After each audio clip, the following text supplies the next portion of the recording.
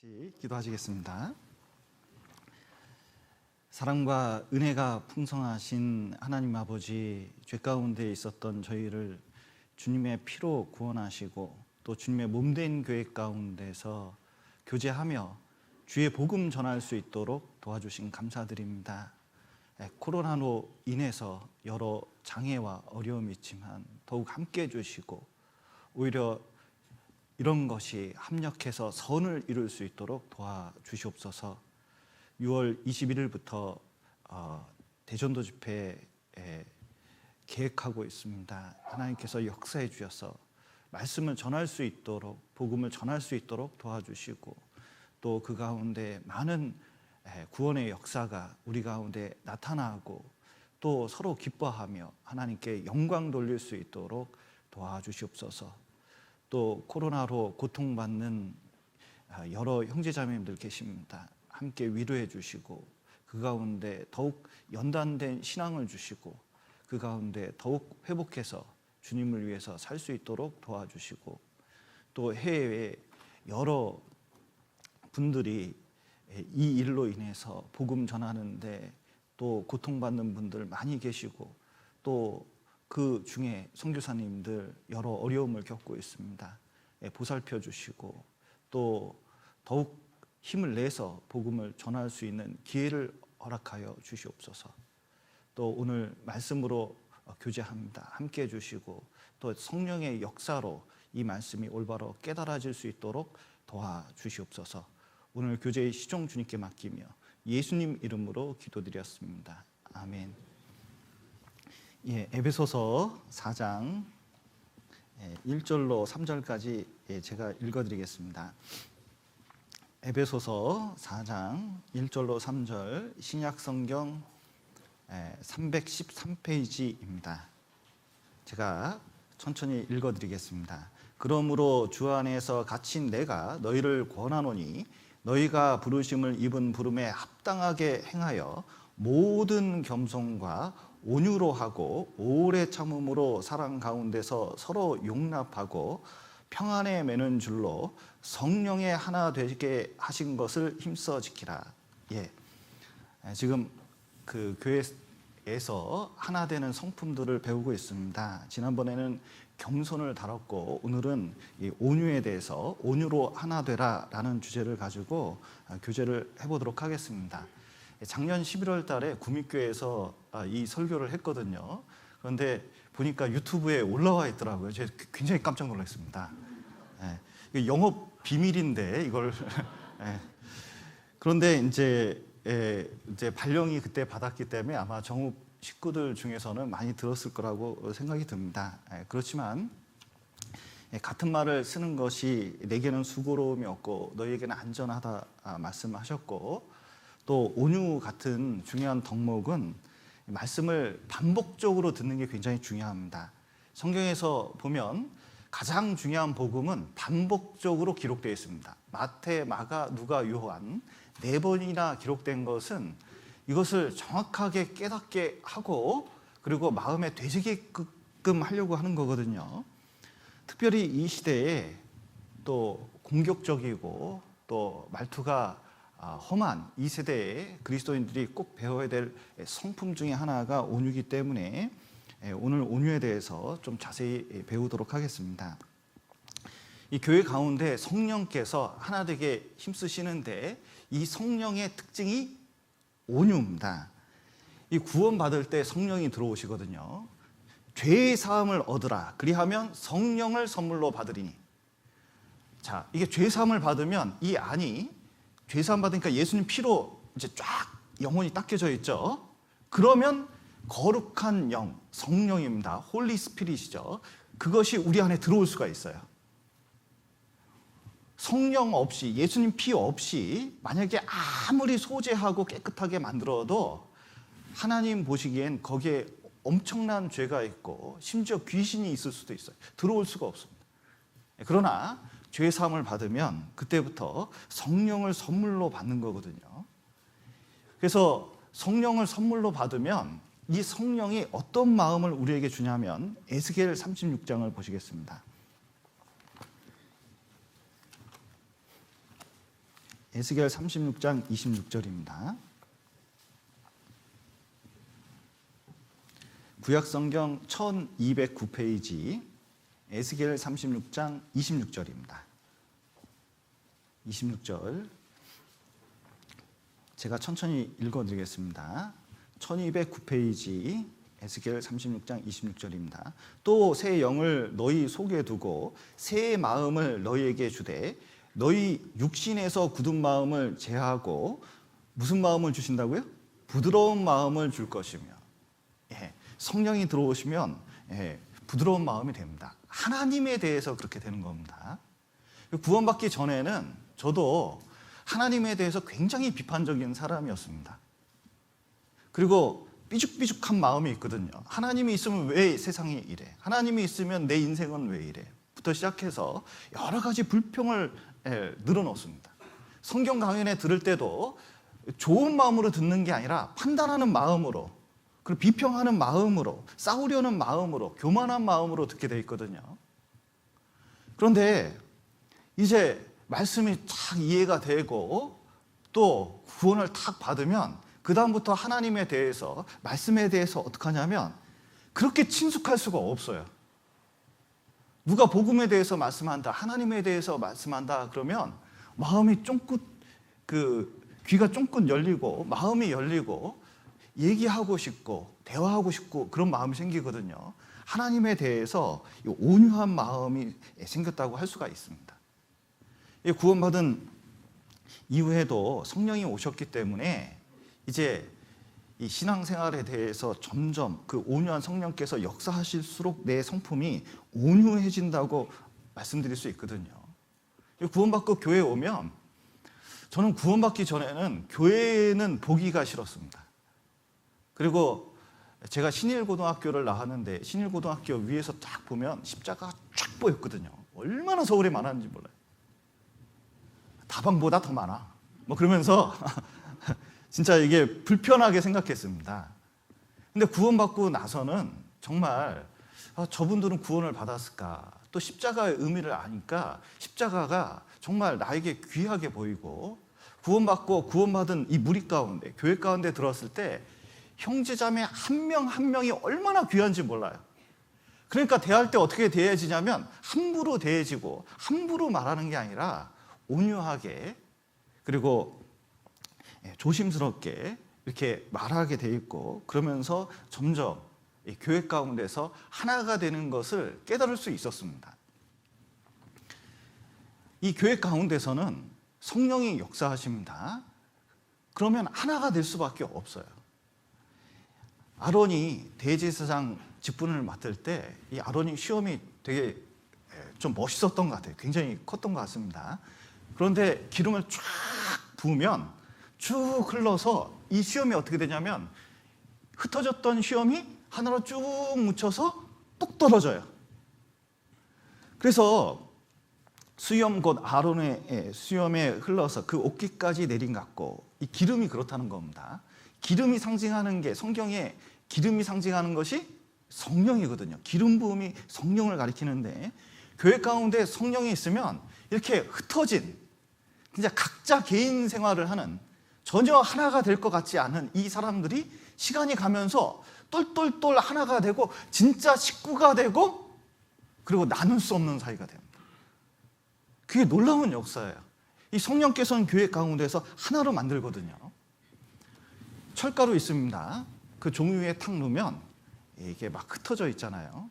근데 밑에 자석을 두면 그것이 쫙 움직이면요, 자석의 움직임에 따라서 일렬로 서는 것처럼 이 교회도 성령께서 역사하시면 이 완전히 이제 하나가 되는데, 그 하나가 될 때, 수염이 하나가 될 때, 그때 성령께서 강하게 역사하시는데, 그때 나타난 각자 교회 가운데의 성품이 뭐냐면 온유입니다. 부드럽게 나타나게 돼 있어요. 그래서 신앙생활 가운데서는 우리가 또 교회에서 하나 되고 신앙이 성장하려면, 예수님 닮으려면 온유해야 되거든요. 예수님께서는 본인에 대해서 어떻게 말씀하시냐면 나는 겸손하고 온유하다고 말씀하셨습니다. 그러면 겸손하고 온유하지 않으면 예수님하고 거리가 있는 사람이에요. 예수님하고 점점 가까워지면 기본적으로 내가 겸손해지고 온유해질 수밖에 없습니다. 그리고 이 사랑의 가장 큰 덕목이 뭐냐면, 사랑은 어떻게 해요? 오래 참고, 사랑은 온유하며 그랬거든요. 온유하지 않으면서 사랑한다는 것은, 이것은 잘못된 망상이나 다름없습니다. 오늘 아침에 만약에 누구하고 큰 소리 치고 싸웠습니다. 가족하고 싸웠다고 치죠. 그리고 교회에 와서 다른 형제자매님들하고 진하게 사랑하면서 하기가 쉽습니까? 어렵습니까? 굉장히 경험이 많으신 것 같습니다. 보통 어려운 게 아니거든요. 그런데 어쨌든 참고 묵묵하게 이게 잠잠하게 있으면 사랑할 마음이 생겨요. 그게 성령께서 역사하시는 겁니다. 그래서 사랑하려면 이 온유한 게 꼭 필요하거든요. 그리고 성령의 9가지 열매 중에 하나가 온유잖아요. 그러니까 내 안에 인격적으로 성령께서 역사했던 가장 큰 증표가 온유한 것이고, 그리고 팔복 중에 하나입니다. 그래서 진정한 하나님께 복을 받으려면, 신령한 복을 받으려면, 신령한 복이 뭐냐면 이 신앙의 복도 있지만 그것을 통해서 가족관계의 복음이 전해지고 또 서로 사랑하게 되고 교회 가운데서 큰 기쁨을 누리는, 점점 신앙이 든든해지는 그 방법이 온유거든요. 이게 꼭 필요한 겁니다. 복 받는 비결이거든요. 그래서 이 온유에 대해서 좀 배울 텐데, 이 온유가 뭐냐? 온유는 사전에 보면 마음씨가 따뜻하고 부드러운 태도를 말합니다. 이것은 기본적이라고 할 수가 있습니다. 그런데 이것은 힘이 세지만 생명을 대하는 태도가 온유라고 할 수가 있거든요. 주의 온유함이 나를 크게 하셨다는 시편 말씀이 있는데, 주의 온유함, 하나님께서 온유하다는 걸 아셔야 됩니다. 제가 박물관을 되게 좋아하고 이렇게 이제 가보면 그리스 전 같은 경우를 이제 몇 번 가봤습니다. 근데 거기 보면 항상 그리스 사람들이 신에 대해서 어떻게 생각하냐면 자기들을 괴롭힌다고 생각했어요. 그리스 신들의 특징이 뭔지 아세요? 사람들을 괴롭혀요. 힘이 세다고, 폭력을 행사하고, 사람을 죽이고, 심지어 강간을 해요. 얼마나 폭력적인지 몰라요. 그래서 신은 인간을 데리고 놀고 쓰다 만약에 질려버리면 죽이기까지 한다고 생각을 하는 게 그리스 신화의 내용입니다. 마치 걸리버 여행기에 보면 걸리버가 거인국에 갔거든요. 근데 잡혔는데 애한테, 거인 여자애한테 잡혔어요. 그랬더니 걸리버 가지고 뭐예요? 인형놀이에요, 인형놀이. 그 여자 옷도 입혔다가 인형 옷도 입혔다가 뺏겨가지고 다른 것도 하고 데리고 놀고 막 함부로 다루거든요. 근데 하나님도 그런 줄 알아요. 근데 하나님은 우리에 대해서 어떻게 하냐면 전지전능한데 우리에 대해서 그 힘을 사용할 때는 온유하게 씁니다. 그래서 하나님 이름이 뭐냐면 엘샤다이입니다. 엘이 하나님이라는 뜻이고 샤다이가 전능한데 젖주다라는 뜻이거든요. 마치 아이에게 젖을 주는 모습이에요. 강한데 부드러워요. 이 강한데 부드러운 대표가 어머니입니다. 여자는 약하다. 그러나 어머니는 강하다. 실제로 이 어머니들이 아기를 낳고 이제 아기를 보면 대할 때 부드럽게 대하거든요. 남자들은 안 그런 경우가 많은 것 같아요. 이게 보통 아기를 이 남자들한테 주면 어떡합니까? 일단 들어요, 이렇게. 심지어 던지는 사람도 봤어요. 절대로 그렇게 하면 안 돼요, 여러분. 그리고 뭐 조금 4살짜리 데리고 놀면 그 형제들한테 주면 애를 붙잡고 막 빙빙 돌아요. 팔 빠져요. 큰일 납니다. 그러면 안 돼요. 요즘은 그러면 안 돼요. 제발 그러지 마세요, 진짜. 진짜 너무 큰일 나는 경우가 있어요. 그 힘이 있다고 그렇게 하는 게 아니에요. 어떻게 하냐면 하나님은 어떻게 하시면 우리를 그렇게 다루지 않아요. 온유하게. 왜냐하면 잘못 건드리면 다치니까. 그리고 하려는 일은 뭐냐면 어머니가 젖주듯이 생명을 주는 그 일을 우리에게 해주셔요. 어머니의 특징이 아기가 조금만 그 신음하거나 반응 그 고통을 느끼면 아빠는 모르는데 엄마는 금방 알아요. 작은 신음에도 응답하시거든요. 그런데 하나님은 우리의 고통에 대해서 모든 것을 응답하실 뿐만 아니라 전능하시기 때문에 그 문제를 충분히 대답하고 해결할 수 있을 정도가 돼요. 예수님도 말씀하셨습니다. 하나님은 어떤 분이시냐? 상한 갈대를 꺾지 않습니다. 여러분, 화분이 들어왔는데 하나가 가지가 상했습니다. 보기가 영 싫어요. 그러면 잘라버립니까? 계속 놔두고 싶습니까? 그런데 하나님은 안 잘라요. 우리가 문제가 있어도 안 잘라요. 안 자르고 어떻게 하면 대를 세워요, 묶어서. 그리고 어떻게 해서든 살려. 그래서 꽃을 띄우기까지 계속 하는 거예요. 꺼져가는 등불을, 심지를 끄지 않아요. 여러분, 심지가 이렇게 타져가지고 이제 없어집니다. 그러면은 확 끄고 싶습니까? 그냥 확 죽이고 싶습니까? 이렇게 해서 살리고 싶습니까? 네. 이게 어떤 사람은 확 꺼버리는 경우가 있잖아요. 근데 하나님은 그렇게 대하지 않는다는 거예요. 그래서 하나님 자체 성품이 어떠시냐면 온유하셔요. 우리에 대해서 진짜 온유하십니다. 우리가 죄 짓는 거에 대해서 일일이 반응하시고 진짜 못 참으시면 여기 대부분 팔 부러지고 다리 부러졌을 거예요. 그런데 진짜 온유하게 참으셔요. 예수님께서 그것을 보여주시려고 이 땅에 오셨습니다. 예수님은 진짜 온유하신 분이거든요. 그 온유가 어떻게 나타났느냐? 베드로 전서 보시겠습니다. 베드로 전서 2장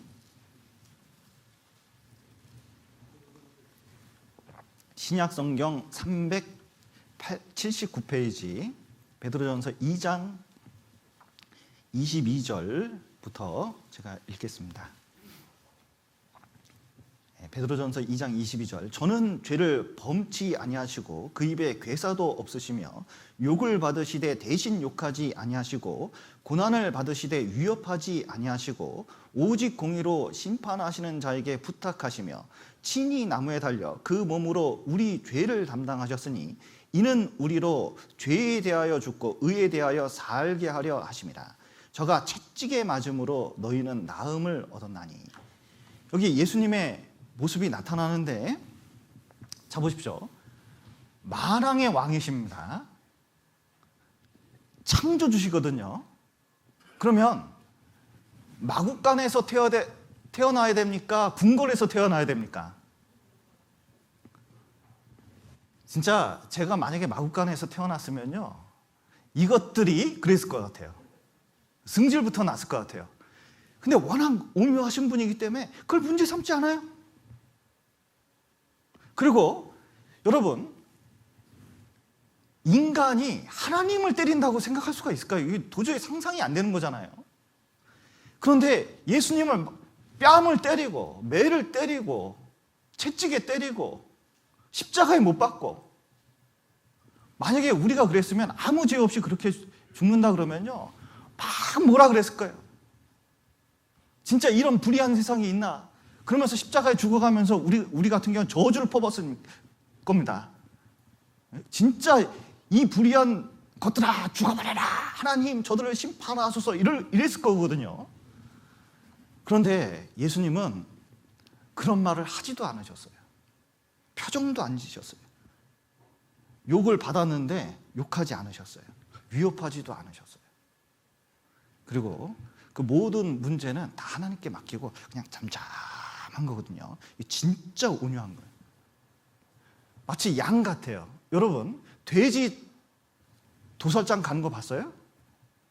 대단해. 으악 하면서요, 막 그 소리가 얼마나 대단한지 몰라요.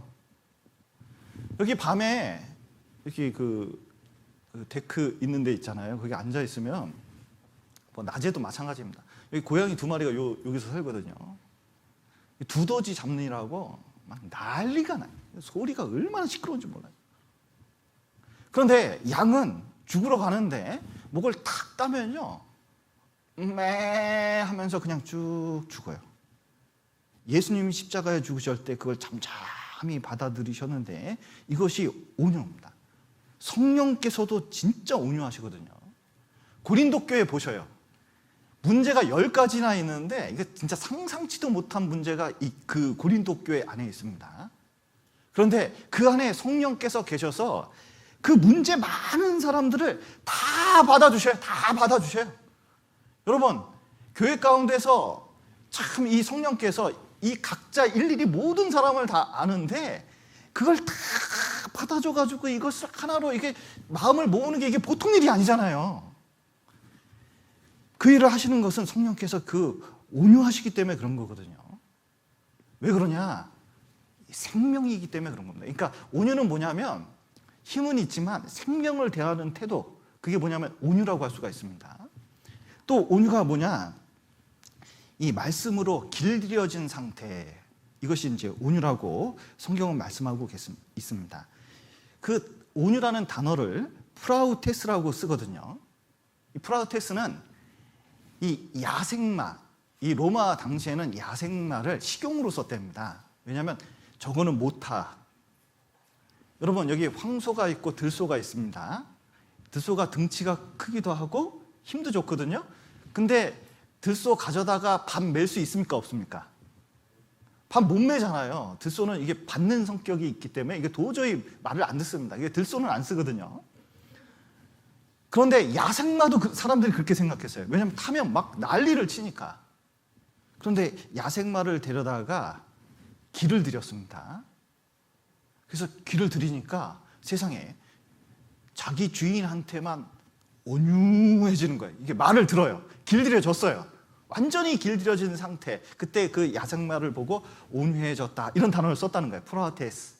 그래서 이 완전히 주인에게 길들여진 상태를 뭐냐면 온유라고 합니다.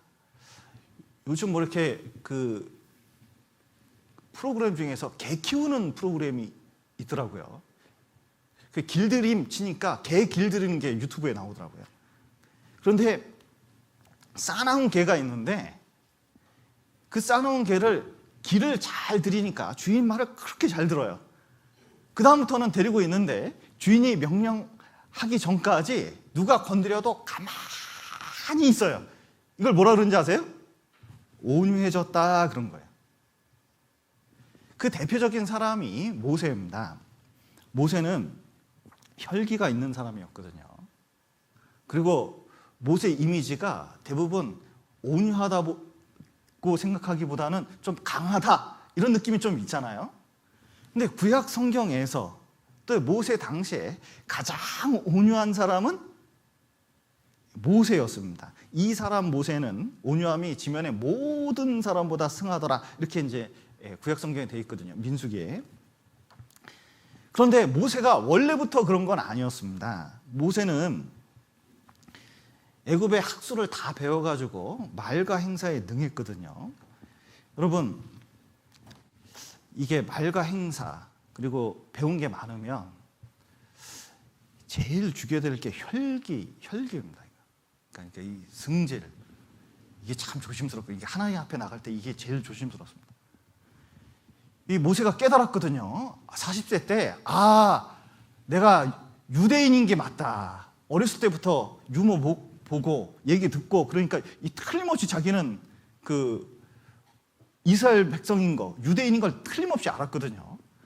근데 왜 왕궁에 왔을까? 유대인을 하나님께서 내가 구출하라고 되는구나. 40세 때 그걸 깨달았어요. 얼마나 잘 깨달았는지 몰라요. 그런데 자, 의도도 좋습니다. 자, 한번 해보자 했는데 지나가다 보니까 애굽 사람이 히브리 노예를 이렇게 때리네. 보니까 불의하게 때리는 거예요. 노예를 때릴 때 정의감에 잘못했으니까 때리는 것보다 불의에 그냥 막 때리는 경우도 있잖아요. 얼마나 화가 나는지. 또 머리가 엄청 빠르게 돌잖아요. 순간 가서 그 애굽 사람을 죽여버렸습니다. 죽이고 모래에 파묻었거든요. 쥐도 새도 모르게. 그런데 그 다음날 가니까 어떻게 해요? 히브리 두 사람이 싸웠거든요. 근데 유대인끼리 싸우냐? 그러니까 네가 어째 애국 사람 죽이더니 우리도 죽이려냐? 자기 살인 사건이 들통난 걸 알고 이 광야로 도망친 거거든요. 자, 보십시오. 다 좋은데 뭐가 잘못됐어요? 하나님이 모세를 쓸 마음이 있었습니다. 근데 그때 당시 못 썼어요. 왜 못 썼냐면 혈기 있는 사람의 가장 큰 특징이 정의감이 세요. 이 교회 내에서도 정의감 강한 분이 있습니다. 정의감 좋아요. 정의감 좋아요. 정의감 저 사랑해요, 여러분. 그런데 사랑하는데 문제는 정의감 가지고 혈기를 부려요. 혈기를. 자기 승질을 부려. 그러면요, 그것 때문에 하나님의 일을 망치는 경우가 얼마나 많은지 몰라요. 나중에 보면 자기 혈기를 정의감으로 포장하는 경우가 의외로 많아요. 그 하나님의 방법 아닙니다. 하나님은 온유하시거든요. 그러니까 이 모세를 쓰려고 하니까 어떻게 해야 되느냐? 광야로 보내서 어떻게 했습니까? 40년 동안 혈기 죽는데 40년 걸렸어요. 아마 10년 정도는 그랬을 겁니다. 내가 가기만 해봐라. 내가 바로하고 한번 맞짱을 뜨긴 뜬다. 내가 20년째 어땠을까요? 애굽에 갈 수나 있을까? 그래도 가면 뭐 좀 해볼까? 그러다가 30년 되니까 어떻게 됐을까요? 아예 내 본업이 양치기야. 그래서 40년 됐을 때 어떻게 했을까요? 아, 나는 아무것도 못하는구나. 이거 가지고 되는 게 아니구나. 그때 하나님이 불렀잖아요. 왜냐하면 말을 들어야 쓰잖아요. 광야를 가는데 홍해바다로 이끌 건데 가나안 땅 가는 길하고는 지도하고 워낙 돌아가니까 이게 문제가 있거든요. 근데 머리가 하도 좋고 길도 알고 싸움도 능한 사람은 어떻게 하겠습니까? 해변으로 가. 왜 글로 가? 뭐 구름기둥 가더라도 그 길은 아니지 하면서 자기 혈기 나올 수 있잖아요. 자기 정의감 나올 수 있잖아요. 그러면 하나님께서 계획하신 걸 하나도 적용할 수가 없어요. 그래서 하나님께서는 결국은 80세까지 온유해졌을 때, 인격이 훈련됐을 때, 그때 하나님께서 쓰신 거예요. 결국은 길들여진 겁니다. 하나님이어서. 여러분, 인생 가운데서 정의감이 많을수록 부딪히는 일이 많거든요. 왠지 부딪히는 일이 많아져요. 그리고 사고도 많이 당해요. 본인도 힘든 일이 많이 생겨요. 그때 알아야 됩니다. 이게 지금 하나님 길들이기 시작하는구나. 이게 온유해지려고 하는 거예요. 온유해지면 그때부터 이제 나아지는 거예요. 그래서 하나님께서는 이 말을 듣게끔, 온유하게끔 하려고 하는 것이 굉장히 중요하다는 것을 알아야 됩니다. 길들여지는 게 온유해지는 거예요. 거꾸로가 있습니다. 출애굽기에 보면 모세는 온유했거든요. 이 온유함의 반대가 뭔지 아세요? 강팍한 거예요. 완악한 거예요. 하나님이 말씀하시는데도 듣지를 않는 거예요. 목이 굳은 거예요. 바로가 그랬죠. 얼마나 목이 굳은지. 여러분, 열재앙을 눈으로 본다면요, 아이고 하나님, 이렇게 될 것 같아요. 심지어 자기 자식까지 죽으면 정말 이거는 어떻게 할 수가 없다. 마음이 이거 완전히 낮아질 것 같거든요. 그래도 조금 낮아지다가도 어떻게 하면 나는 그래도 바로야. 내가 할 수 있어. 그러다가 홍해바다에 완전히 빠져 죽은 거잖아요.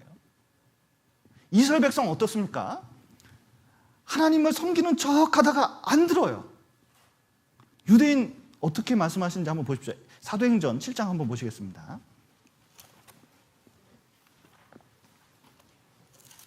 하나님의 백성이 하나님 앞에 이렇게 했습니다. 말씀을 모르는 사람들이 아니에요.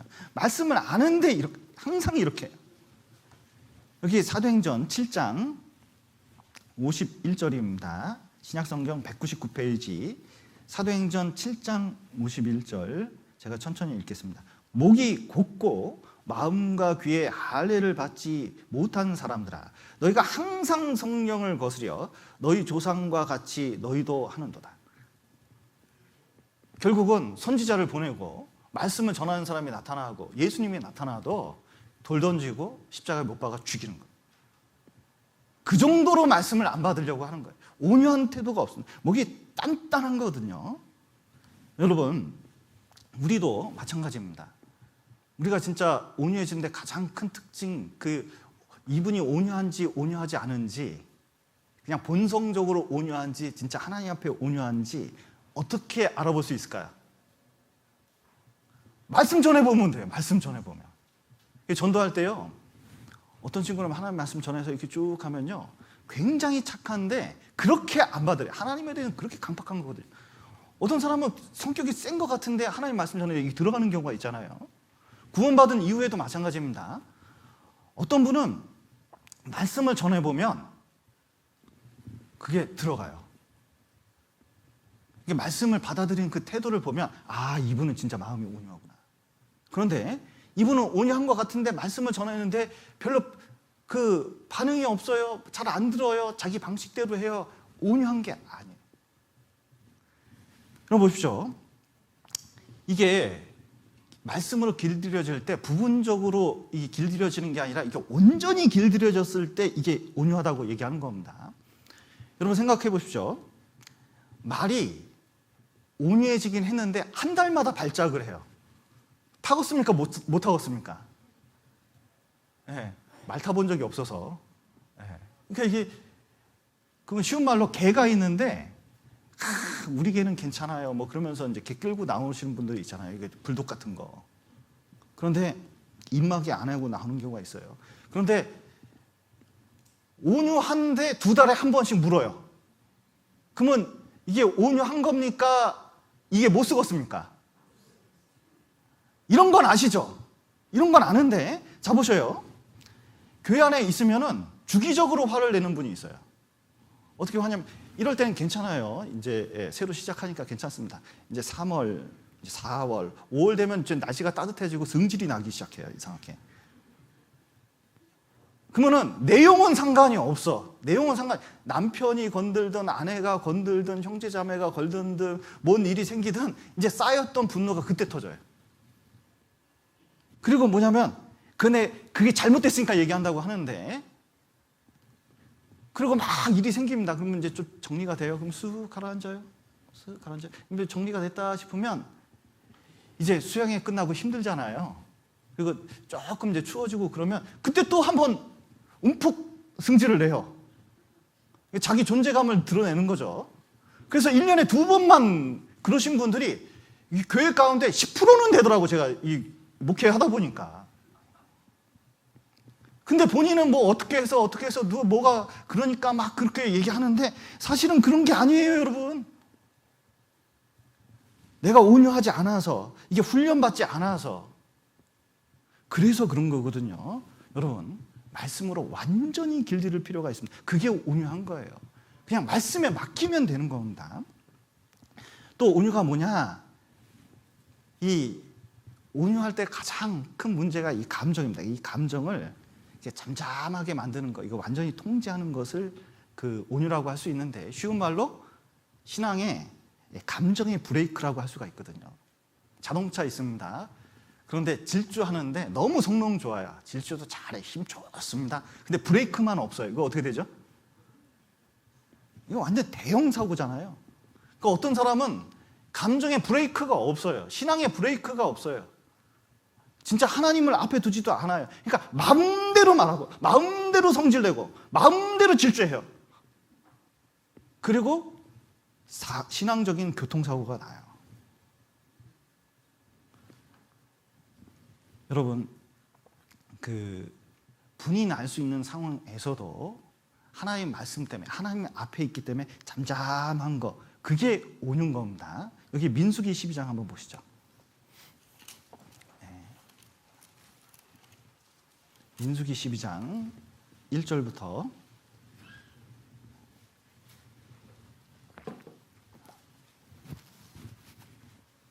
12장 1절부터 12장 1절부터 제가 읽겠습니다. 모세가 굿수 여자를 취하였더니 그 굿수 여자를 취하였으므로 미리암과 아론이 모세를 비방하니라. 그들이 이르되 여호와께서 모세와만 말씀하셨느냐? 우리와도 말씀하지 아니하셨느냐 하매 여호와께서 이 말을 들으셨더라. 이 사람 모세는 온유함이 지면의 모든 사람보다 승하더라. 자, 보십시오. 그 모세가 아마 아내가 죽었던 것 같아요. 아내가 죽고 구스 여자, 그러니까 잡족이 따라왔잖아요. 출애굽할 때. 그러니까 이제 피부가 까만 구스 여자가 있는데 하나님께서 아마 붙여주신 것 같습니다. 이방인도 교회 안에 들어올 수 있다. 광야교회니까 구원받을 수 있다는 것을 모형으로 자꾸 하나님은 보여주시려고 하거든요. 그래서 구스 여자, 이제 아내가 죽고 여자를 취해서 아내를 삼는 게 그 당시에 이게 문제가 안 되는 거예요. 근데 유대인이 아닌 구스 여자를 취하느냐? 이런 문제가 있으면 하나님께 먼저 물어보고 비방하면 좋을 텐데, 뭐냐면 자기 눈에 안 찬 거죠. 이게 문제가 된 겁니다. 그래서 비방을 했어요. 비방한 게 왜 문제가 되죠? 모세잖아요. 하나님께서 질서를 세웠잖아요. 권위를 만들어줬는데 권위에 도전하면 나중에 고라 자손들이 이거 배워가지고 도전하죠. 똑같은 말로 도전하거든요. 그리고 하나님께서 이 사람들을 문둥병을 샥 줘버렸습니다. 이게 뭐가 중요한지 깨닫게 하려고 하는 거예요. 그런데 이런 비방하는 상황에서 모세는 할 말이 있었을까요? 없었을까요? 할 말 엄청 많죠. 뭐 사정이 어떻다, 무슨 사정이 어떻다, 할 말이 엄청 많을 거예요. 그런데 모세는 가만히 있었던 거거든요. 이게 오묘합니다. 이게.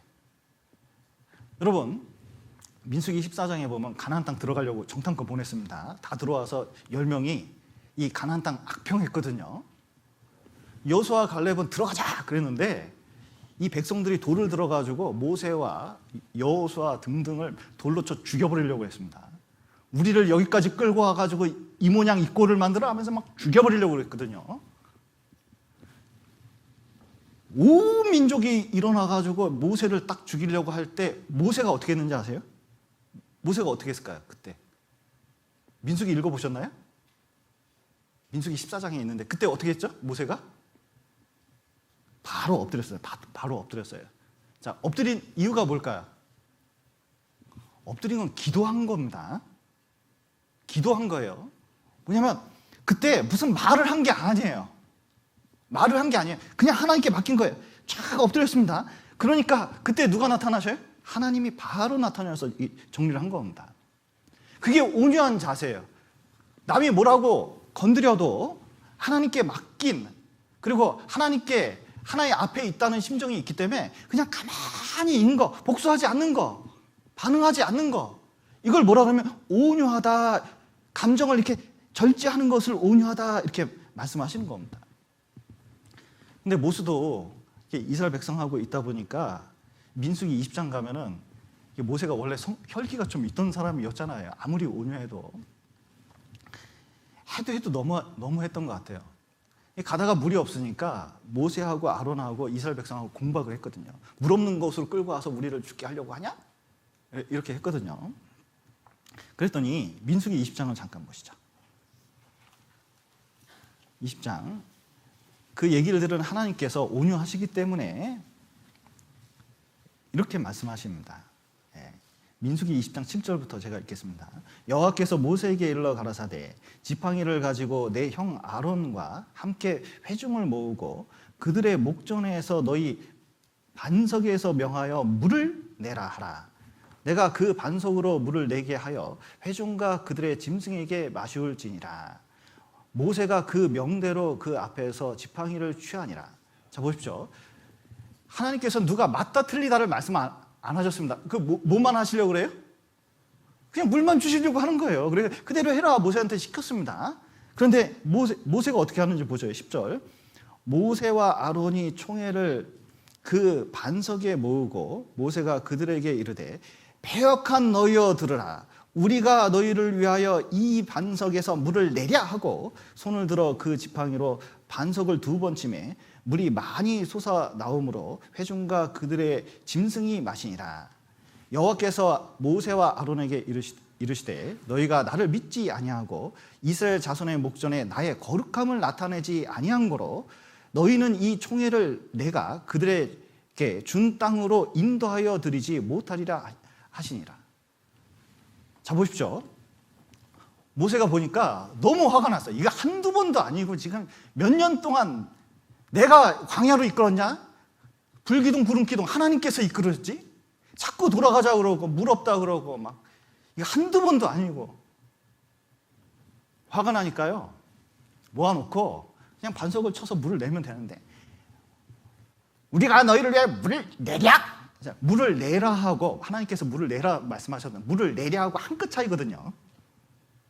한 끗 차이가 뭘 결정했냐면 모세의 운명을 결정했어요. 진짜 모세는 가나안 땅 들어가고 싶었거든요. 느보센에서 그 가나안 땅 쫙 보면 그 진짜 목전에서 그거 보는데 저기 한번 들어가야 되는데 막 간절한 마음인데 들어갔습니까? 못 들어갔습니까? 물을 내랴 때문에 못 갔거든요. 하나님 물을 내라 했으면 됐는데 왜 그러냐면 본인은 정의감이 있고 그리고 본인은 그것이 맞다고 생각하고 화내는 것이 옳다고 너무 이제 대드니까 한번 얘기를 해야겠다고 생각을 했는데 사실은 하나님을 드러낸 게 아닙니다. 뭘 드러냈어요? 자기 드러냈어요. 자기 드러냈어요. 내가 어떤 사람인 줄 알아? 내가 지금 하나님을 위해서 얼마나 살았는지 알아? 내 실력이 얼마인지 알아? 내가 신앙생활을 몇 년이나 했는데 나를 이런 식으로 취급해? 그거 나타낸 거거든요. 여러분 누가 슬슬 나 건드립니다. 그럼 뭐 나타나기 시작할까요? 내가 어떤 사람인지 알아. 이건 드러내려고 하는 경우가 있거든요. 그런데 그것은 분노고 죄성이에요. 여러분 죄성의 가장 큰 특징이 무엇일까? 분노의 가장 큰 특징이 무엇일까? 절대로 온유하지 않습니다. 속에서 온갖 말이 나오면서 막 치고받고 난리가 났어요. 한 번도 온유한 적이 없어요. 그것은. 그런데 그걸 통제해야 됐었거든요. 그래서 온유한 사람의 가장 큰 특징은 다른 사람하고 싸우지 않아요. 말 가지고 싸우지 않습니다. 자기 죄성하고 자기 분노하고 싸우느라고 진이 다 빠져 있어서 그냥 잠잠할 수밖에 없어요.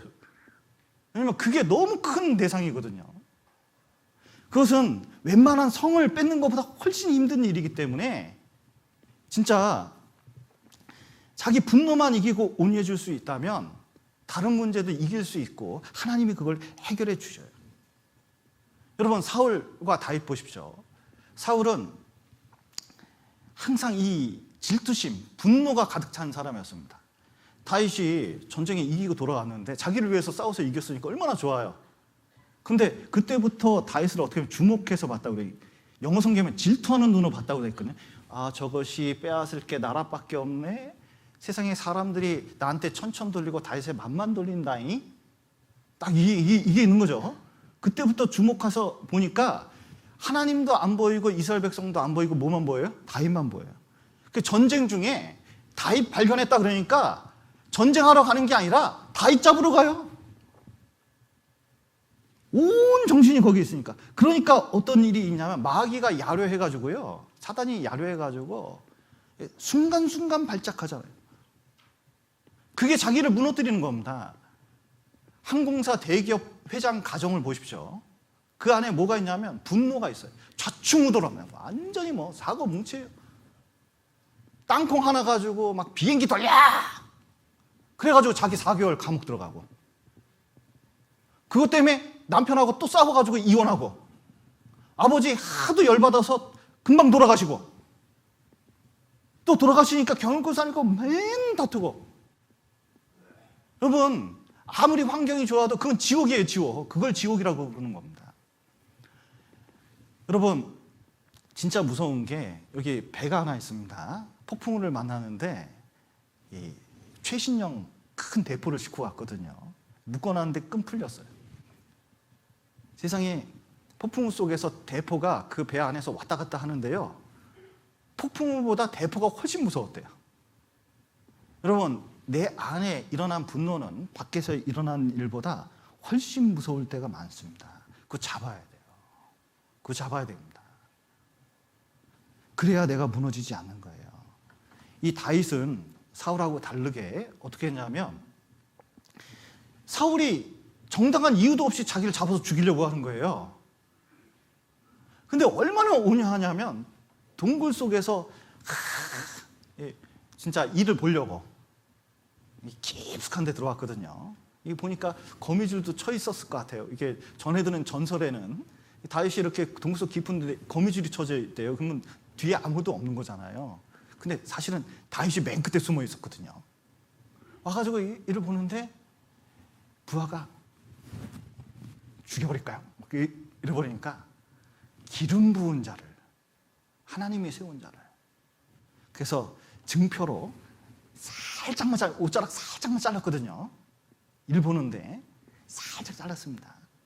아마 옷을 벗었겠죠. 아무래도 일 보는데 살짝 잘랐습니다. 그리고 나중에 이게 옷자락 보여줬잖아요.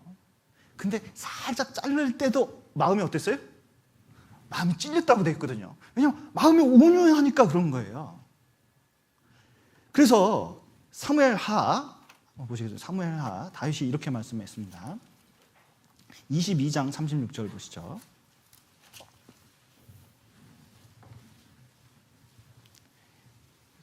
전쟁을 하는 다윗의 마음이 이랬습니다. 구약성경 503페이지 사무엘하 22장 36절 제가 읽겠습니다.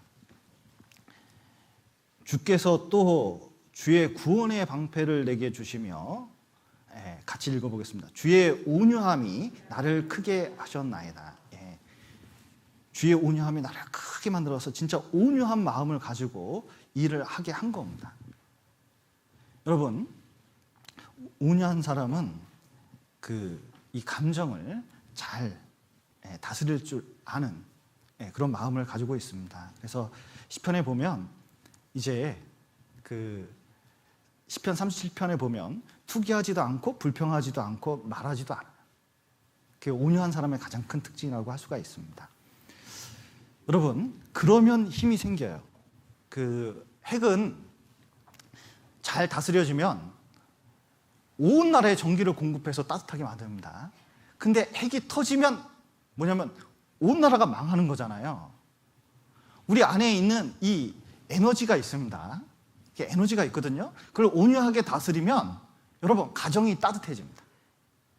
그 열기 때문에 구역이 따뜻해지고, 왜 힘이 있으니까 가면서 막 뭔가 일을 할 거 아니에요. 서로를 위해서 일을 하는 힘이 있습니다. 그 힘을 쭉 쓰면 구역이 따뜻해지고 교회가 따뜻해지거든요. 그런데 이걸 한꺼번에 써요. 한꺼번에 그냥 분노로 터뜨려 버립니다. 그러면은 가정에 폭탄 떨어지고 구역에 폭탄 떨어지고 교회에 폭탄 떨어진 거하고 똑같은 거예요. 요즘 여러분 가정에는 온기가 돌고 있습니까? 폭탄이 터지고 있습니까? 이거 잘 생각해 봐야 되거든요. 그래서 잘 다스려진 그 감정이 하나님께 굉장히 귀하게 쓰인다는 것을 알 수 있습니다. 그래서 그것이 온유거든요. 그럼 온유가 왜 필요하냐? 이 온유해야 힘이 있는 겁니다. 사람을 바꿀 때, 생명을 바꿀 때는 반드시 온유해야 뭐냐면 능력을 발휘할 수가 있어요. 잠언 25장 보시겠습니다.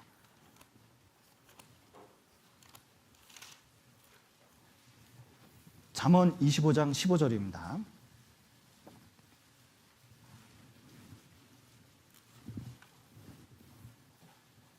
잠언 25장 15절 제가 읽겠습니다. 오래 참으면 관원이 그 말을 용납하나니, 그 다음 같이 읽겠습니다. 부드러운 혀는 뼈를 꺾느니라. 여러분, 어떤 사람한테 말을 듣게끔 하는 게 확 말해서 듣는 경우는 없습니다. 확 말해서 승질 부리면서 얘기하면 반발심만 생깁니다. 그런데 진짜로 그 마음을 깎으려면 어떻게 하냐면 먼저는 기본이 오래 참는 겁니다. 자, 어떻게 참아야 돼요?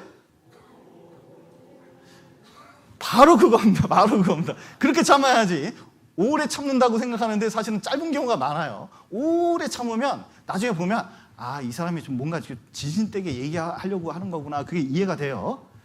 그 다음에 어떻게 얘기하면 막 감정을 들으면서 얘기하는 게 아니라 부드럽게 얘기를 하면은, 자, 듣는 사람이 어떻게 해요? 생각하면서 듣습니다. 그러면 뼈가 꺾어져요. 듣게 되는 거예요. 자기 마음도 변하는 거예요. 말 안 듣는 자녀, 전도 안 되는 부모님, 뭐 등등 여러 사람 있잖아요. 그때 가장 필요한 게 뭐냐면 부드러운 거, 온유한 태도로 전하는 거거든요. 여러분, 골리앗 때려잡을 때 그 참 매끄러운 돌 5개를 이제 넣어가지고 돌려서 잡았습니다. 그런데 매끄러운 돌보다는 이렇게 뾰족한 돌 있잖아요. 그런 거 했으면 아주 효과적으로 죽일 수 있지 않겠어요? 근데 왜 동그란 돌을 썼을까요? 물맷돌 사용할 때는 뾰족뾰족한 거 쓰면요, 주인이 원하는 방향으로 안 가요. 박히면 좋겠지만 방향이 틀리면 아무런 소용이 없어요. 그런데 동그란 돌은 주인이 원하는 방향으로 가거든요. 여러분, 감정이 절제될 때 진짜 그 사람 심령에는 정통을 맞출 수가 있습니다. 네. 그리고 사람을 변화시킬 수 있는 거예요. 변화시킬 수가 있어요. 힘이 있게 되어 있습니다. 이솝우화에 이거였죠.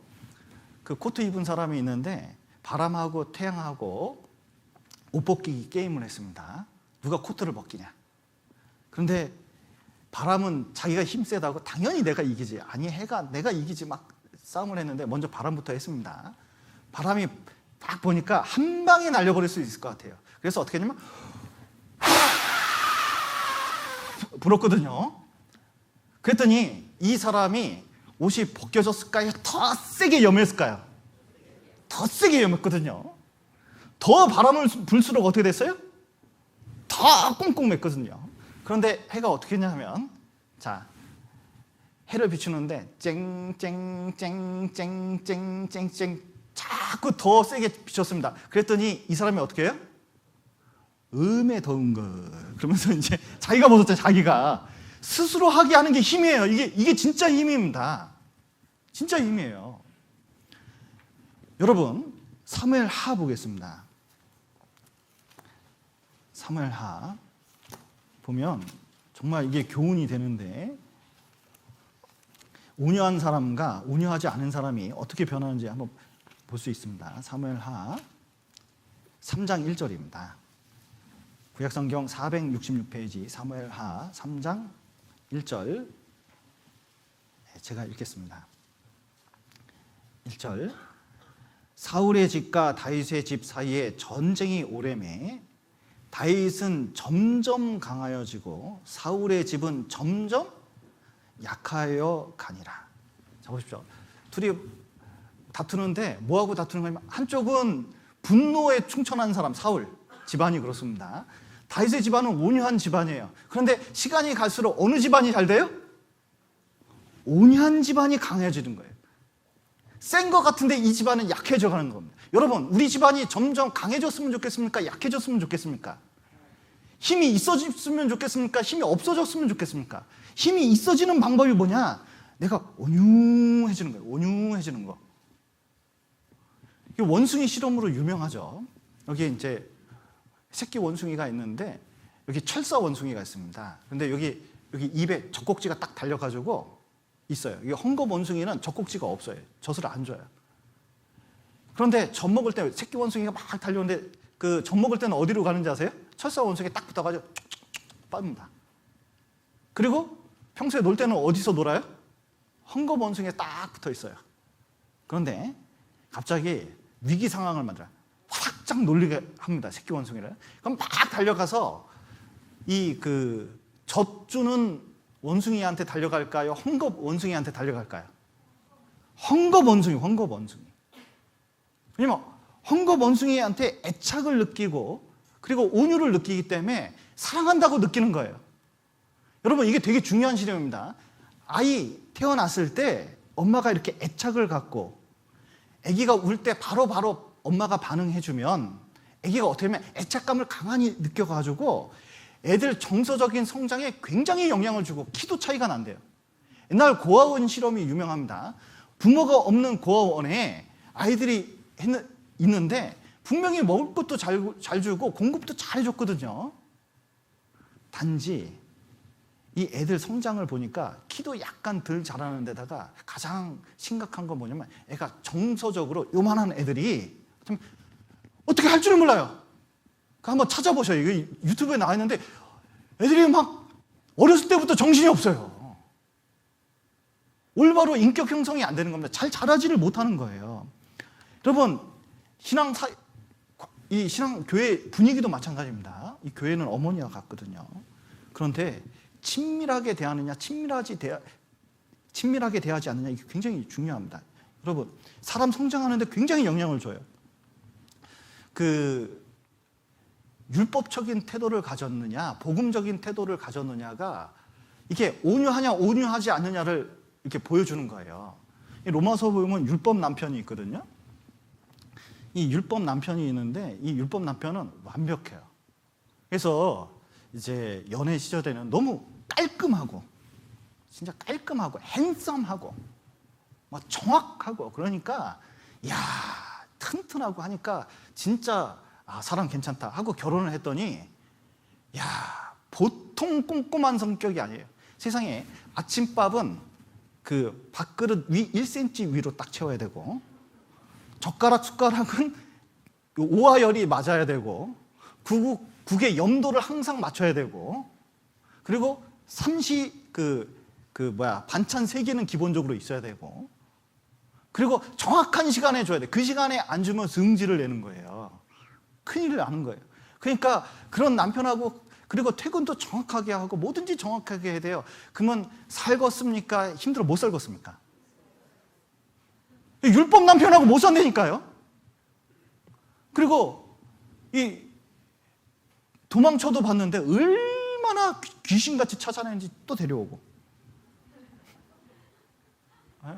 그리고 아이고 빨리 늙으면은 늙어서 죽으면 기다려야겠다 그랬더니 불로장생형. 그게 율법이잖아요. 이게 벗어날 길이 없어요. 그런데 복음 남편이 왔어요. 복음 남편이 어떠냐면 세상에 나하고 똑같이 위장을 해가지고 죽어버렸어요. 그럼 죽어버리면 어떻게 되냐면, 자 보세요. 죽어버리니까 이제 결혼관계 유지되어 끝난 거예요. 죽으면 끝난 거거든요. 그런데 죽어준 이유가 뭐냐면 이유가 없어. 그냥 받아주려고 그냥 죽어준 거예요. 복음이 그런 거거든요. 교회 안에서 문제투성인 사람 많아요. 그리고 나도 하나님 앞에서 얼마나 문제가 있었는지 몰라요. 그런데 하나님은 어떻게 하시면 그냥 받아준 거예요. 그냥 받아준 거예요. 그리고 일단 죽어준 거예요. 그리고 온유하게 받아주면서 뭐냐면 어떻게 해요? 사람 만들어 가고 있는 거예요.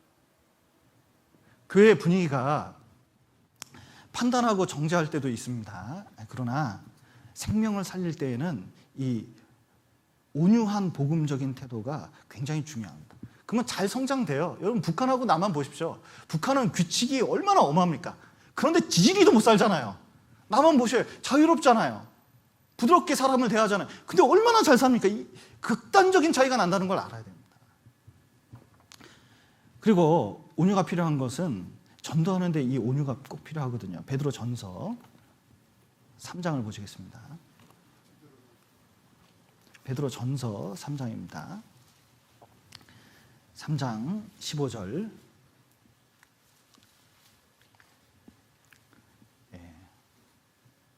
전도하는데 열정 굉장히 중요합니다. 이게 열심히 해야 되는데, 열심히 하는데 온유해야 됩니다. 여기 15절 한번 보시죠. 너희 마음에 그리스도를 주로 삼아 거룩하게 하고 너희 속에 있는 소망에 관한 이유를 묻는 자들에게는 대답할 것을 항상 예비하되 어떻게 하라고요? 온유와 두려움으로 하고. 여러분 달걀을 깨는 방법이 있습니다. 한 번에 깨는 방법, 21일 동안 품어서 스스로 깨고 나오는 방법, 둘 중에 하나죠.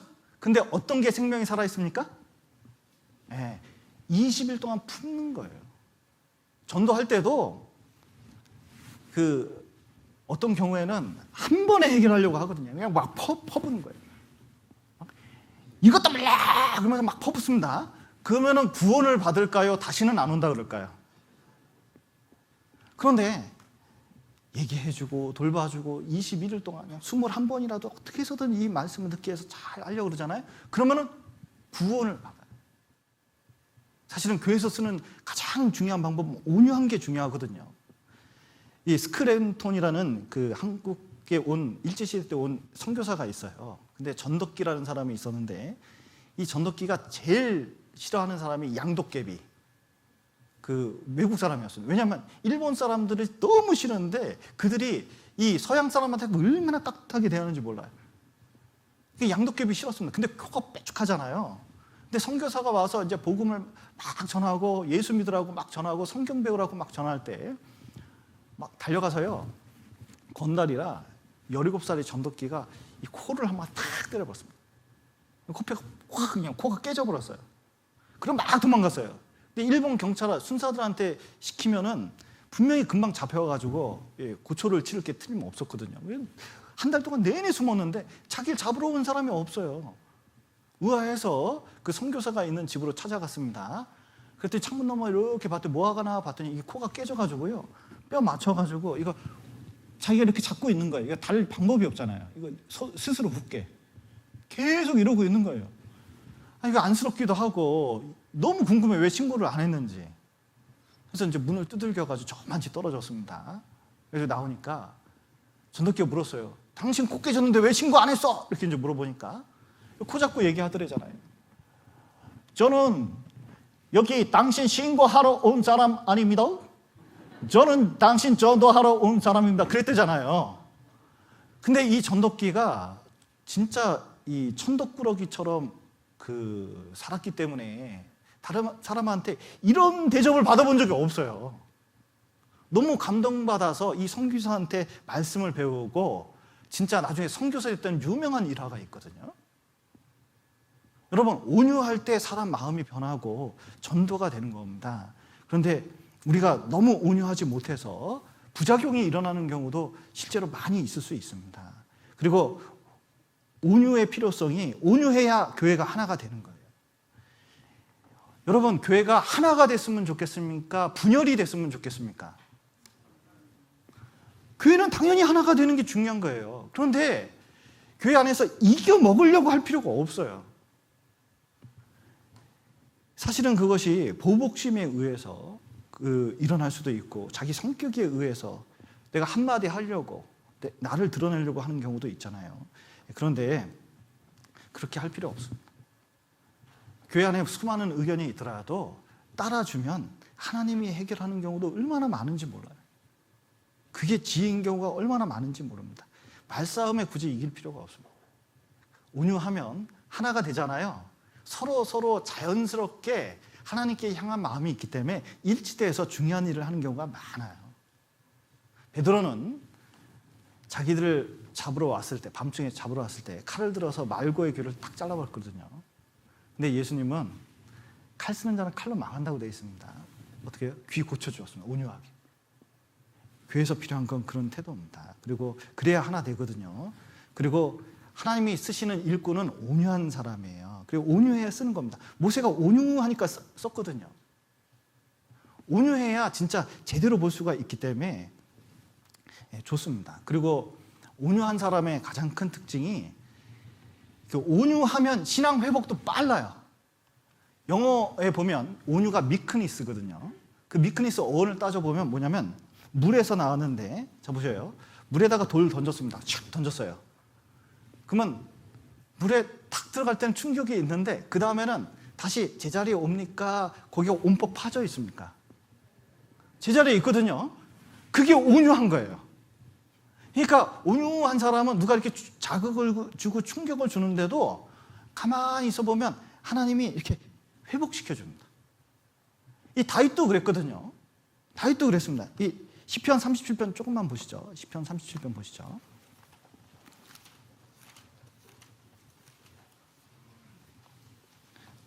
여기 11절에 온유한 사람에 대해서 설명하고 있는데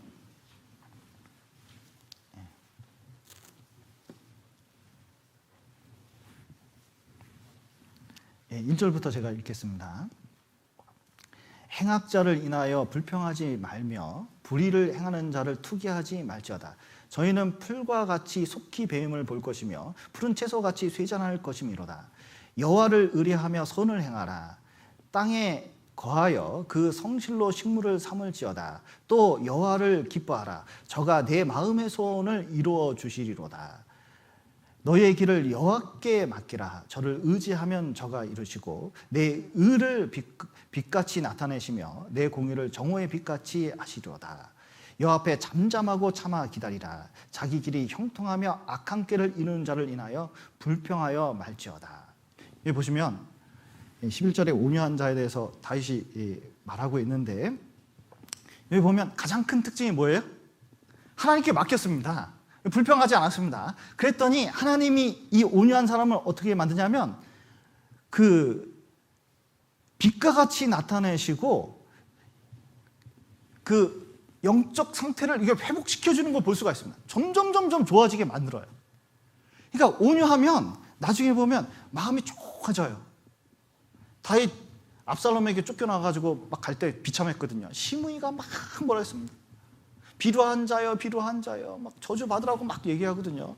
얼마나 화가 나는지, 저 아무것도 아닌 것이 다윗을, 그러더니 부하들이 가서 한 칼에 베버릴까요? 그랬더니 다윗이 놔두라고 했거든요. 온유해. 그리고 누구한테 맡겨요?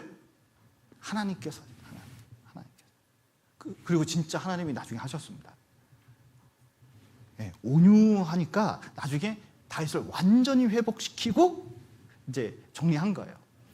저는 쿼바디스가 노벨 문학상을 받은 작품입니다. 한번 읽어보셔요. 거기 재밌어요. 그리스도인이 연애하는 얘기도 나와서 되게 재밌습니다.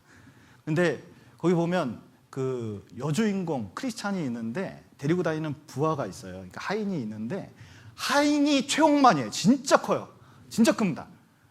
전직 전투 투사였는데 완전히 장군감이에요. 이건 뭐 지질 않아요. 그런데 이 여주인을 너무너무 사랑하고 너무너무 존경해요. 그런데 막 핍박당하고 심지어 죽어가는 경우도 있고 그러거든요. 근데 어려울 때, 힘들 때 그 고생하는데 여주인공이 가서 이렇게 위로해주면 그 고통 속에서 이게 힘을 받는 장면이 있어요. 한번 쿼바디스 한번 보시면 참, 영화로 나왔는데 영화는 별로예요. 그런데 책은 정말 좋아요. 노벨 문학상을 탔다니까요, 이걸로. 근데 거기 내용에 보면 진짜 위로받는 장면이 있는데 그게 힘이 나요. 우리도 이 세상에서 어려운 가운데 있는데 하나님께 이게 공급을 받으면 힘이 나게 돼 있거든요. 그래서 온유하면 하나님께서 힘을 주시는 그런 것이 있다는 것을 알 필요가 있습니다. 그런데 그러면 이제 우리가 어떻게 온유할 거냐? 여기 마태복음 11장 보시겠습니다. 이제부터 온유해지는 게 중요한데 어떻게 온유해질 거냐? 마태복음 11장 29절 보시죠. 29절.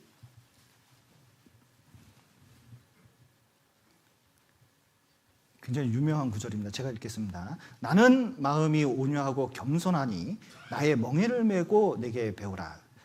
그러면 너희 마음이 쉼을 얻으리니. 자, 여기 보면 나는 마음이 온유하고 겸손한데 나의 멍에를 메고 내게 배우라 그랬죠. 이 온유를 배우기를 결심할 필요가 있습니다. 꼭 배워야겠다. 내가 이렇게 돼야겠다. 주님처럼 되어야겠다. 이런 결심이 꼭 필요하거든요.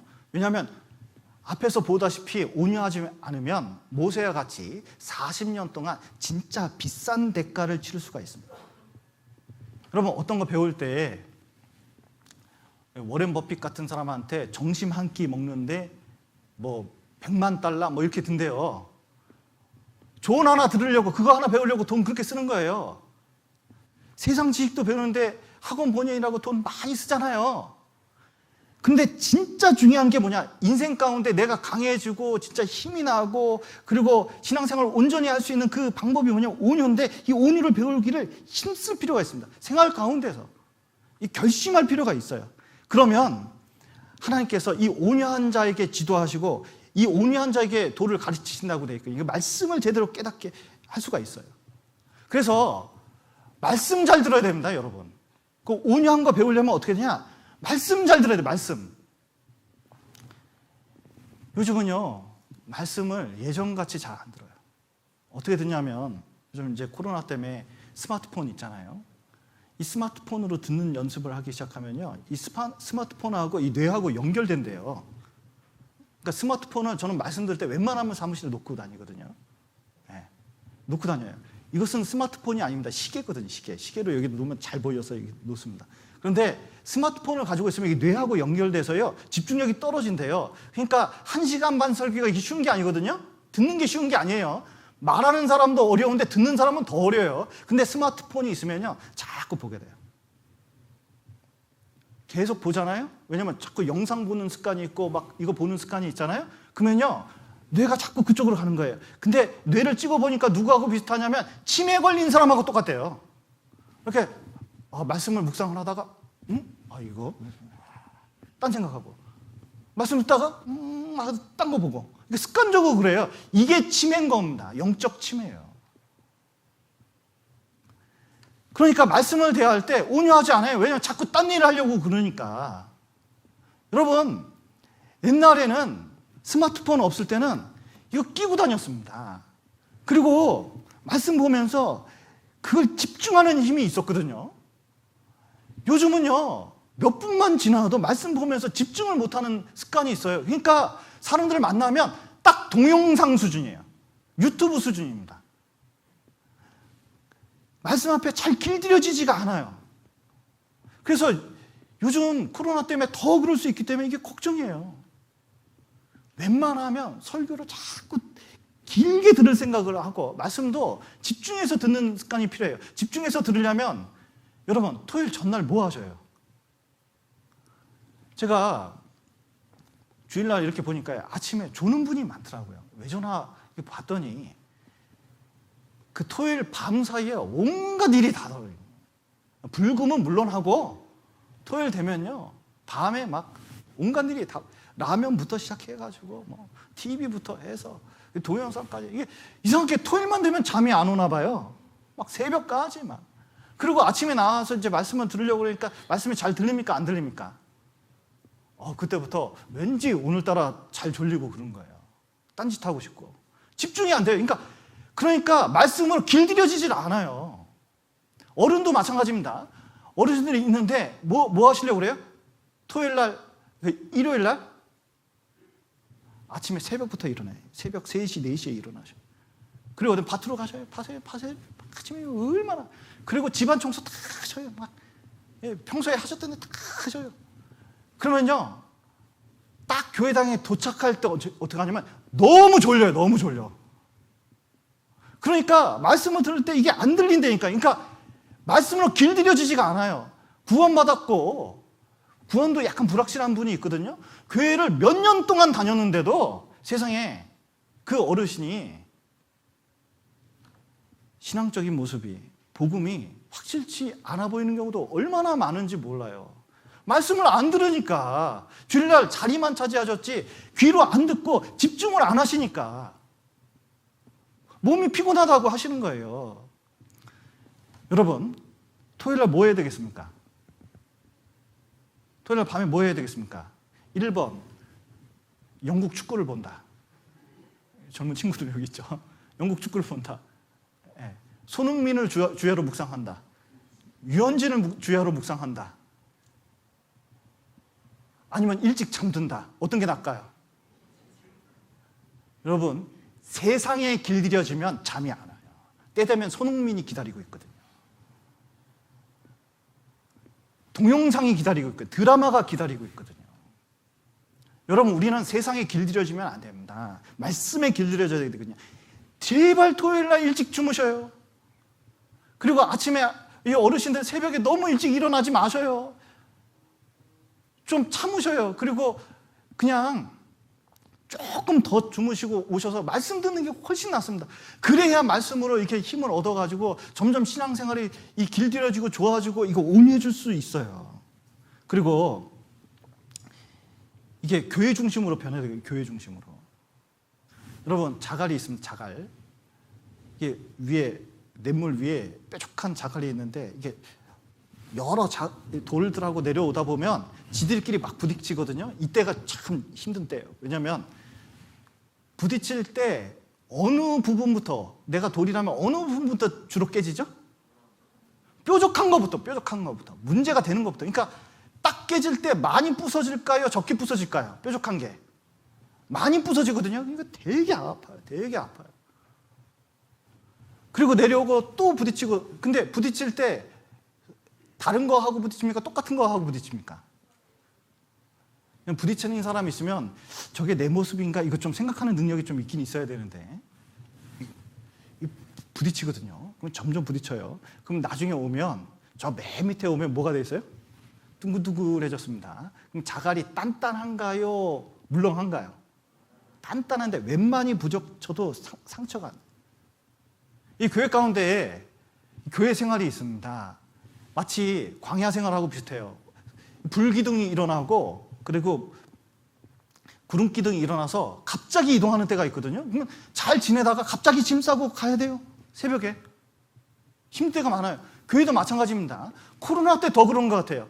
교회 일정이 이번 주 계획했다가도 코로나가 많이 발생하면 뭘 잡을 수가 없어요. 막 이랬다 저랬다 하는 경우가 있어요. 근데 그때 꼭 필요한 게 뭐냐면 도대체 왜 이래? 뭐 이럴 수도 있잖아요. 근데 하나님께서 뭔가 날 길들이려고 하는 거구나. 하나님께 순종하는 게 무엇인지 배우게 하려고 그러구나. 이걸 좀 볼 필요가 있습니다. 그래서 항상 하나님 마음속에 이게 하나님을 두고 생각하는 습관. 진짜 이거 꼭 온유를 말씀으로, 그 다음에 교회 가운데서 이걸 중심을 두고 배워야겠다. 이게 꼭 필요합니다.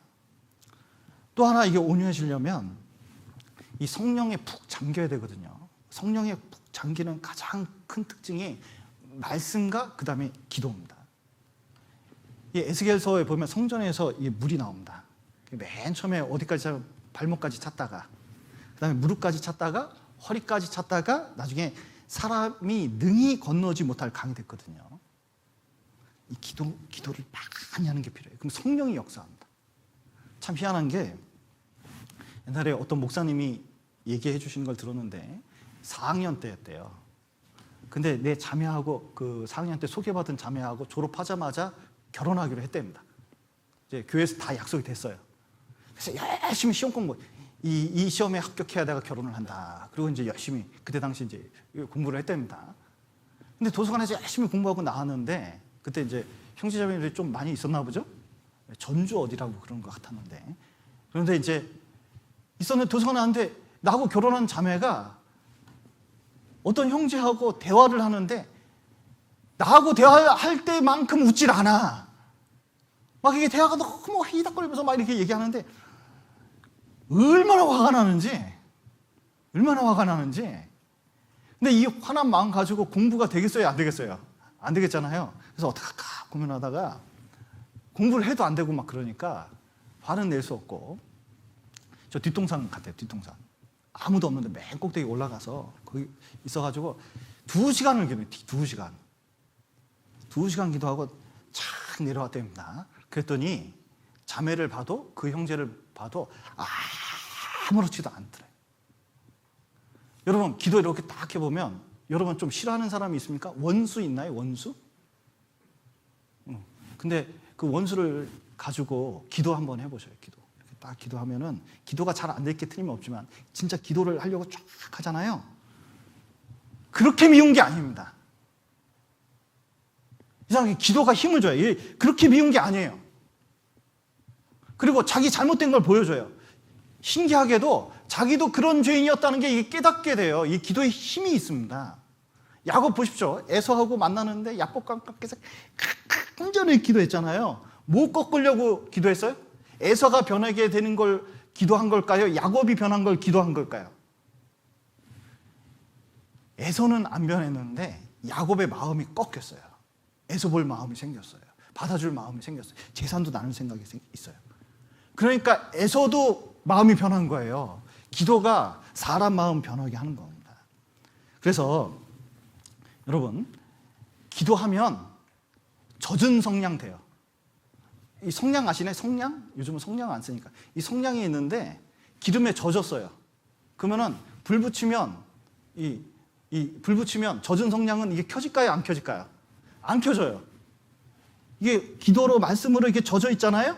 젖어 있으면은 형제자매들이나 누구하고 부딪히면은 이게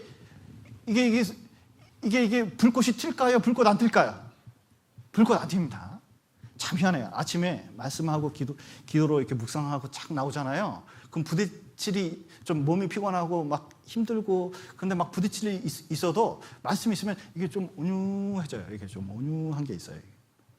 근데 오늘 어쩌다 보니까 좀 이런저런 일이 있어서 말씀 못 읽고 기도 못하고 싹 나오잖아요. 그러면 이상하게 일도 없는데 괜히 승질 나는다니까요. 이게 느껴져요. 항상 느껴져요, 이게. 그래서 이 말씀을 읽는 것은 이게 굉장히 중요합니다. 그래야 온유해질 수가 있어요. 그리고 가장 큰 특징이 아까 시편 37편에 있는 것처럼 다윗이 온유해질 수 있는 가장 큰 특징이 이 문제를 좀 하나님께 맡겨보셔요. 여기 보면 정말 이 말 못할 억울한 진짜 이게 막 감정이 오고 갈 수 있는 많은 일들이 있는데 그거를 두고 막 말을 하고 뭘 하려고 하지 말고 진짜 하나님께 맡겨보셔요. 여기 먼지가 있습니다. 막 먼지가 방 안에 가득 찼어요. 이걸 없애려고 어떻게 하냐면 이 비로 쓰는 겁니다. 이게 막 씁니다. 그러면 먼지가 없어질까요? 일어나서 쓰는 사람 죽을까요? 이거 문제만 더 커져요. 막 내가 해결하겠다고 막 쓸어버리겠다고 정리하겠다고 막 이렇게 하는데 정리가 될까요? 문제만 커질까요? 진짜 좋은 방법은 가만히 하나님께 의지하잖아요? 그러면 성령께서 물을 살살 뿌려가지고 쫙 정리해요. 그러니까 제일 좋은 방법이 하나님께 맡기고 가만히 있으면 정리가 되는 거예요. 그게 진짜 신기해요. 진짜 신기해요. 그래서 시간이 갈수록 목회하면서 제가 약간 다혈질이거든요. 약간 다혈질입니다. 그런데 진짜 점점 시간이 가면서 어떻게 하면 가만히 있는 게 최고다. 이게 점점 느껴져요. 네. 왜냐면 아무것도 안 하려고 하는 게 아니라 진짜 이게 이 하나님께 맡기는 마음이 있기 때문에 그렇습니다. 그리고 여러분 온유가 갖다 주는 이 복을 생각해야 됩니다. 땅을 누가 차지해요? 온유한 사람이 차지한다고 성경에 말씀되어 있습니다. 땅을 기업으로 받는다고 되어 있거든요. 대대로 물려주는 거예요. 여러분 가정도 막 다투잖아요. 그러면 그 가정이 세대를 거쳐서 오래 못 가요. 다 이혼해 버리는데 다 이혼해요. 진짜 이혼해요. 그러면 그 가정이 안 서요. 가난하고 부족해도 온유하고 그 안에 점점 있잖아요. 그 가정이 점점 돼서 결국 땅을 차지하는 건 그거예요. 호랑이는 다 동물원에 있습니다. 호랑이 다 동물원에 있어요, 지금 우리나라에. 그런데 소는 곳곳에 있잖아요. 정읍에도 소 많더라고요. 왜냐면 기르는 사람이 있으니까, 온유하니까. 영국에 갔더니 온 땅이 양이 차지해버렸어요. 목자가 있으니까. 여러분, 온유하면 땅을 차지하게 되는 겁니다. 이 교회 내에서도요, 옛날에 보니까 잘난 사람도 있고 능력 있는 사람이 있었습니다. 대단한 사람들 많이 있었어요. 시간 지나 보니까 진짜 대단한 사람들이 교회에 오래 있는 게 아니더라고요. 진짜 교회에 오랫동안 진짜 살아남는 게 강하다고 그랬는데 진짜 이게 강한 사람들, 남는 사람들이 누구냐면 온유한 분들이 남더라고요. 여러분, 모세는 그 성격 때문에 가나안 땅을 차지고 하지 못했습니다. 이스라엘 백성도 그 가나안 땅 들어갈 수 있었는데 불평하기 때문에 이스라엘 땅을 차지하지 못했거든요. 저는 개인적인 얘기라 하기가 좀 그랬는데 저희 어머니 보면 그거 많이 배워요. 저희 어머니는 집안에서 정말 대단한 아버지 밑에서 진짜 온유했거든요. 가만히 있는 걸 제일 잘했어요. 그랬더니 어떻게 되냐면 배우지도 못하시고 능력도 없으신데 집안의 모든 사랑은, 존경은 저희 어머니가 다 받아요. 저도 이렇게 세상 살아보니까 저희 어머니 같이 어떻게 할 수 있는지 모르겠어요. 그리고 재물도 어머니한테 다 모여요. 참 신기해요. 온유한 사람이 차지하더라고요. 여러분, 너무 속상해하지 마셔요. 너무 힘들어하지 마셔요. 그냥 지금 있는 문제 하나님께 맡기고 잠잠히 온유한 태로 그 복음 전하고 신앙생활 하는데 잠잠히 한번 따라 보셔요. 그러면요, 분명히 하나님이 해결해 주실 거고 또 하나님이 역사하시고 또 내 삶 속에 영적으로도 풍성하고 육신적으로도 풍성한 삶을 점점 누리게 될 겁니다. 그래서 꼭 온유한 삶을 사셨으면 좋겠습니다. 같이 기도하시겠습니다. 사랑과 은혜가 풍성하신 하나님 아버지, 죄 가운데서 저희를 구원하시고 몸된 교회 가운데서 주님의 겸손하고 온유한 마음을 배울 수 있도록 도와주신 감사드립니다. 우리가 때로는 온유하지 못해서 주의 일을 그르칠 때가 있습니다. 때로는 가정 안에서 또 교회 안에서 또 어려움이 닥칠 때도 있습니다. 그때마다 주를 의지하고 온유한 마음을 가질 수 있도록 도와주시고, 또 주님께서 십자가에 향해 갔던 그 온유한 마음을 우리가 배울 수 있도록 도와주시옵소서. 더욱 성령께서 역사하셔서 우리 가운데 더욱 교회가 하나 될 수 있도록 도와주시고, 또 구원의 역사가 더욱 나타날 수 있도록 도와주시옵소서.